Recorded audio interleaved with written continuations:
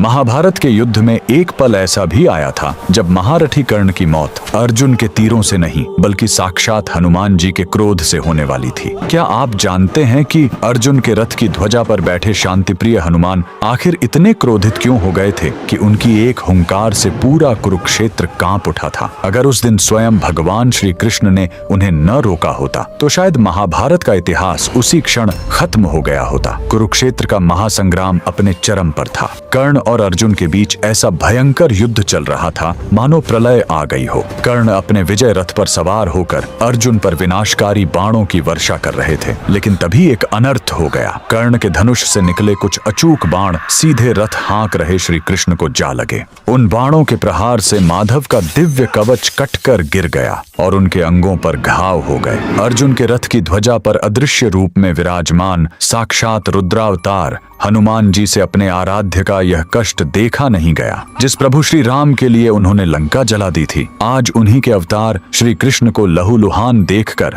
हनुमान जी का महाक्रोध ज्वालामुखी की तरह फट पड़ा। वे भयंकर गर्जना करते हुए अपना विराट रूप धारण करके कर्ण को मारने के लिए ध्वजा से उठ खड़े हुए। उनकी उस एक गगन भेदी गर्जना से कौरव तो क्या, स्वयं पांडव भी थर थर कांपने लगे। ऐसा लगा मानो आज पूरा ब्रह्मांड ही फट जाएगा। हनुमान जी का वो प्रलयंकारी रूप देखकर महारथी कर्ण के प्राण सूख गए। उनके हाथ से धनुष छूट गया और उनका सारथी भय से जम गया। हनुमान जी के दांत कटकटा रहे थे और उनकी आंखों से ज्वाला बरस रही थी। स्थिति को हाथ से निकलता देख भगवान श्री कृष्ण ने तुरंत हनुमान जी को रोका। माधव ने शांत स्वर में कहा, हे मारुति, शांत हो जाओ।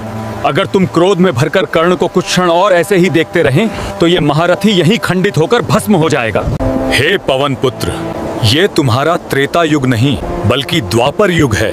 यहाँ कोई भी तुम्हारे क्रोध तो क्या, तुम्हारे तेज का एक अंश भी सहन नहीं कर सकता। अपने आराध्य श्री कृष्ण के ये वचन सुनकर हनुमान जी का क्रोध शांत हुआ और उस दिन कर्ण को एक नया जीवन दान मिला। यह घटना इस बात का सबसे बड़ा प्रमाण है कि हनुमान जी की शक्ति के आगे ब्रह्मांड का कोई भी योद्धा टिक नहीं सकता। अगर आप भी बजरंगबली के इस सर्वशक्तिशाली स्वरूप को नमन करते हैं तो कमेंट्स में पूरे गर्व के साथ जय श्री राम जरूर लिखें।